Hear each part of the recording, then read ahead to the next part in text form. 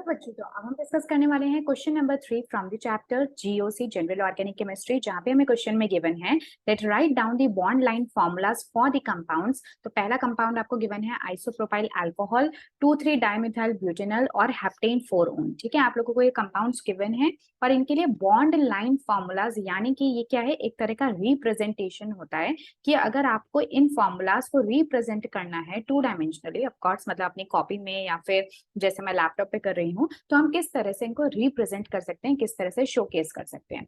ठीक है, तो सिर्फ बॉन्ड लाइन तो सिर्फ एक तरह का फॉर्मूला रिप्रेजेंटेशन होता है, उसके अलावा भी कई सारे रिप्रेजेंटेशंस होते हैं, जैसे कि यहाँ पे आप देख सकते हो molecular, empirical, displayed formula, condensed formula, structural formula या फिर बॉन्ड लाइन या स्केलेटल फॉर्मूला।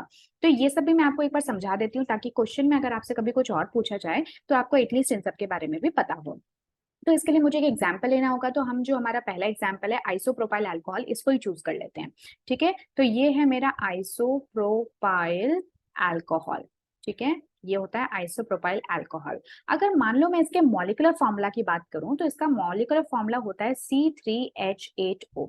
ठीक है, यहाँ से आपको ये इन्फॉर्मेशन मिल जाती है कि भाई इसके अंदर कितने कार्बन, हाइड्रोजन या फिर कोई हेटेरो एटम है।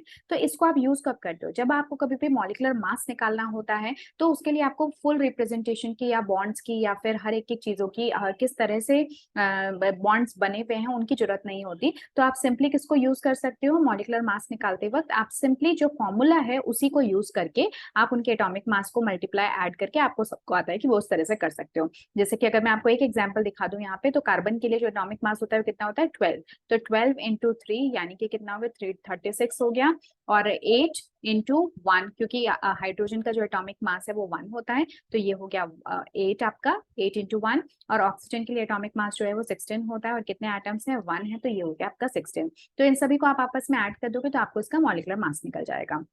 एम्पिरिकल फॉर्मूला क्या होता है, एम्पिरिकल फॉर्मूला जो है ना मॉलिक्यूलर फॉर्मूला का ही, जब हम सिंपल उसको सिंपलेस्ट होल नंबर रेशियो में कन्वर्ट कर देते हैं, जो जो भी यहाँ पे एटम्स प्रेजेंट हैं उनको सिंपलेस्ट होल नंबर रेशियो में।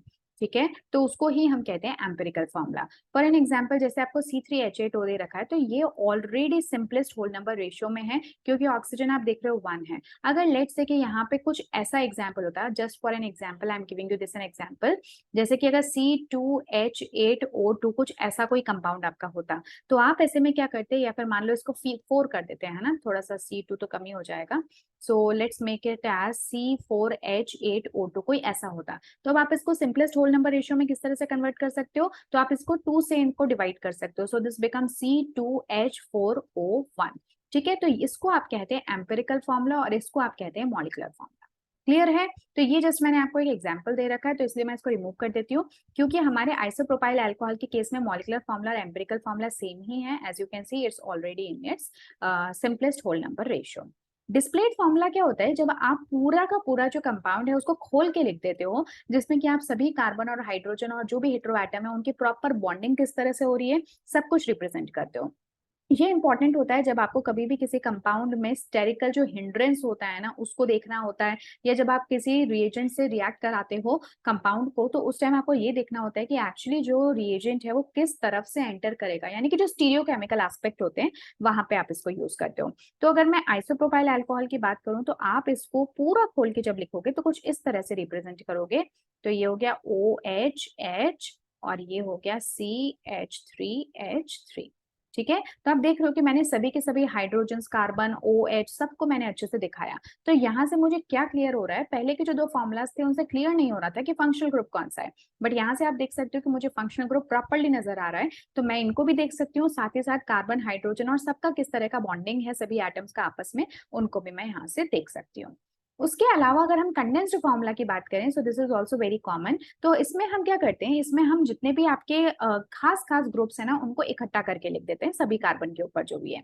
तो जैसे कि CH3, यहाँ पे 2 CH3 आपको नजर आ रहे हैं, देखो देख सकते हो, एक CH3 ये रहा, एक CH3 ये रहा, और ये किसके साथ में जुड़ा है, एक CHOH के साथ में। तो मैंने सब कुछ यहाँ पे रिप्रेजेंट किया जिसमें कि मेरा फंक्शनल ग्रुप जो है वो भी बहुत क्लियरली नजर आ रहा है, और सभी कार्बन जो है उनके साथ में कौन कौन से बॉन्ड्स बने हुए हैं उनको सबको हम थोड़ा सा कंडेंस कर देते हैं। ठीक है, तो ये कहलाता है आपका structural formula. Sorry condensed formula. Condensed formula के बाद में आता है हमारा स्ट्रक्चरल फॉर्मूला, जिसमें कि इसी तरह का है कंडेंस्ड फॉर्मूला, बट कंडेंस्ड को थोड़ा सा आप और खोल के लिख दो ताकि प्रॉपर जो भी आपके ग्रुप्स लगे हुए हैं उनका एक प्रॉपर अरेंजमेंट आपको नजर आए। तो जैसे कि वहां पे मुझे ये नहीं समझ में आता कि CH3 किस तरह से इस कार्बन से जुड़े हुए हैं, but here I can see कि इस कार्बन के ऊपर एक तो CH ग्रुप है और दोनों तरफ CH3 है और एक यहाँ पे OH लगा हुआ है। तो यहाँ पे भी आप देख सकते हो कि जो फंक्शनल ग्रुप है वो मेरा काफी क्लियरली नजर आ रहा है। तो ये भी एक one of the important representation है फॉर्मूला का। और जो फाइनली मेरे पास आता है बॉन्ड लाइन रिप्रेजेंटेशन, जो कि आपसे इस क्वेश्चन में पूछा भी है, उसके अंदर नाम से समझ में आ रहा है लाइन, यानी कि हम क्या करते हैं सिर्फ लाइन को रिप्रेजेंट करते हैं और OH इस तरह से लिख देंगे।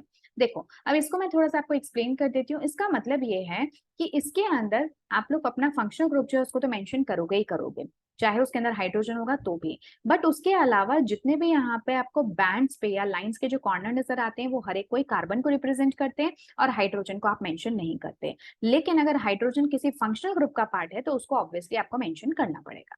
ठीक है, तो इस क्वेश्चन में हमसे पूछा गया है क्या, हमसे पूछा गया है आइसोप्रोपाइल अल्कोहल और जो हमारे कुछ दूसरे मॉलिक्यूल्स है 2,3-डाइमेथाइल ब्यूटेनॉल, हेप्टेन, फोरोन, इनका बॉन्ड लाइन रिप्रेजेंटेशन।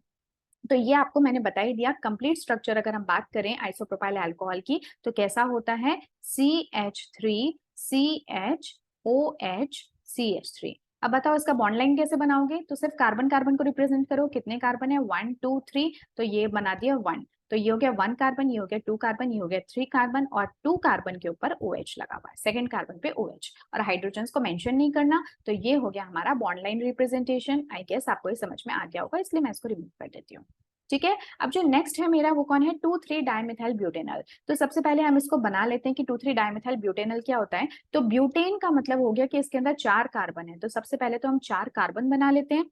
और एल्डिहाइड ग्रुप Al लगा, इसका मतलब इसमें एल्डिहाइड ग्रुप है, और एल्डिहाइड ग्रुप हमेशा ध्यान रखो हमेशा ही टर्मिनल पोजिशन पे होता है, क्योंकि एक तरफ हाइड्रोजन है तो बीच में तो हो नहीं सकता, तो हमेशा ही आपको टर्मिनल पोजिशन पे मिलेगा, कॉर्नर पे, या तो इस कॉर्नर पे या उस कॉर्नर पे, वो आपकी इच्छा है।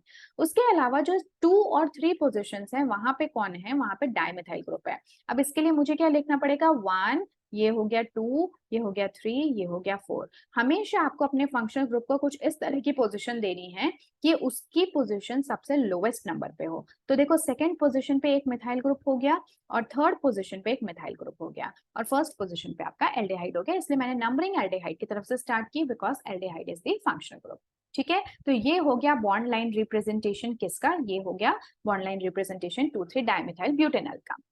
नेक्स्ट जो मेरे पास है वो है हेप्टेन फोरोन। हेप्ट का मतलब होता है 7 कार्बन और ओन का मतलब होता है कीटोनिक ग्रुप, और कीटोनिक ग्रुप जो है वो प्रेजेंट है कहाँ पे, 4th पोजीशन पे। कीटोनिक ग्रुप हम इसको कहते हैं RCOR, इसको हम कहते हैं कीटोनिक ग्रुप, दोनों तरफ अल्काइल ग्रुप्स और बीच में CO।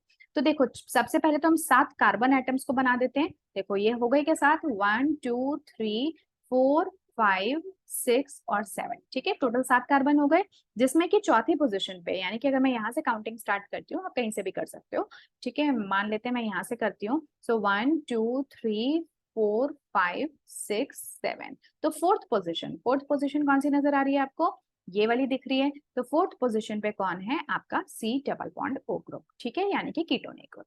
ठीक है, क्लियर है आप लोगों को। तो ये है कुछ बॉन्ड लाइन रिप्रेजेंटेशन जो हमें क्वेश्चन में यहाँ पे कंपाउंड्स गिवन थे उनकी। बट दिस इज इंपॉर्टेंट कि क्वेश्चन में आपसे जरूरी नहीं है कि हमेशा ही बॉन्ड लाइन रिप्रेजेंटेशन ही पूछें, उसके अलावा और कौन कौन से इंपॉर्टेंट है वो मैं आपको मेंशन कर देती हूँ। Molecular formula is important, empirical formula is also important, और एम्पिरिकल फॉर्मूला और मॉलिकुलर फॉर्मूला से रिलेटेड क्वेश्चन आपको ध्यान होगा, आप लोगों ने some basic concept of chemistry जब हम पढ़ते थे तो वहां पे भी मैंने इनसे रिलेटेड क्वेश्चन आपको बता रखे हैं, जिसमें कि अगर आपको एम्पिरिकल फॉर्मूला की इंफॉर्मेशन गिवन होती है तो इससे आप क्या निकाल सकते हो, मॉलिकुलर फॉर्मूला, जहां पे हमारा फॉर्मूला होता था N is equal to molecular formula mass divided by empirical formula mass. यहाँ से आपको कोई वैल्यू मिलती थी छोटी सी, 2 मिल सकती है, 3 मिल सकती है, 4 मिल सकती है, 1 मिल सकती है, छोटा सा कुछ एक नंबर आपको मिलता था जिसको कि आप एम्पिरिकल फॉर्मूला से मल्टीप्लाई कर देते थे। ठीक है, आप N मल्टीप्लाई एम्पिरिकल फॉर्मूला से मल्टीप्लाई करते थे तो आपको मॉलिकुलर फॉर्मूला मिल जाता था। ठीक है, तो ये इससे रिलेटेड क्वेश्चंस हमने कर रखे हैं, so that's why these two are important. उसके अलावा डिस्प्लेड फॉर्मूला इतना जनरली आप यूज नहीं करते अनटिल एंड अनलेस आप स्टीरियो केमिस्ट्री की बात कर रहे हो। तो स्टीरियो केमिस्ट्री में इस तरह की, अगर स्टीरियो केमिस्ट्री में अगर कोई रिएक्शन है जिसकी की स्पेस में स्टेरिक हिंड्रेंस की वजह से या किसी भी वजह से अगर उसका अटैक जो है वो कहीं अलग जगह पे देखने को मिलता है, तो आप वहां पे इसको यूज कर सकते हो। कंडेंस्ड फॉर्मूला जो है दिस इज वेरी कॉमन, और स्ट्रक्चरल और कंडेंस्ड ये दोनों ही बहुत ही कॉमन फॉर्मूलाज हैं जिनको कि आप नॉर्मली यूज करते ही करते हो। और जो बॉन्ड लाइन रिप्रेजेंटेशन है this is also very nice, क्योंकि ये क्या आपका टाइम सेव करती है, ये बहुत टाइम सेव करने वाला फॉर्मूला है। ठीक है, तो सिंपली अगर आपको आपके किसी रिएक्शन के अंदर फंक्शनल ग्रुप से ही मतलब हो तो आप इसके लिए इसको यूज कर सकते हो। ठीक है, तो ये भी आपके तीनों आप कह सकते हो, कंडेंस्ड फॉर्मूला, स्ट्रक्चरल फॉर्मूला और bond line representation, all of them are important. Displayed भी ठीक ठाक है, इतना कोई खास इंपॉर्टेंट नहीं है। ठीक है, तो ये था हमारा क्वेश्चन नंबर 3। आई गेस कि आप लोगों को ये समझ में आ गया होगा सारा का सारा टॉपिक काफी अच्छे से। और बस अगर इसी तरह के टॉपिक्स अगर आप और भी देखना चाहते हो इस चैप्टर से रिलेटेड, और आगे की पूरी ऑर्गेनिक केमिस्ट्री अब हम लोगों को कवर करनी ही है एक के बाद एक। पहले हम जीओसी को कंप्लीट करेंगे, फिर धीरे धीरे हम लोग बाकी जो ऑर्गेनिक के चैप्टर्स है उनको 1 बाय 1 सबको कंप्लीट करते हुए चलेंगे। तो यहाँ पे बहुत जरूरी है कि आप जीओसी में ही अपने ऑर्गेनिक केमिस्ट्री के कॉन्सेप्ट पे बिल्कुल अच्छी पकड़ बना लो, क्योंकि ये सभी चीजें एक्चुअली यूटिलाइज आपको करनी है आगे आने वाले चैप्टर्स में। तो बस इसी मैसेज के साथ में I would like to end this session. अब नेक्स्ट क्लास में मिलेंगे एक नए क्वेश्चन के साथ में। Till then take care and goodbye and keep practising.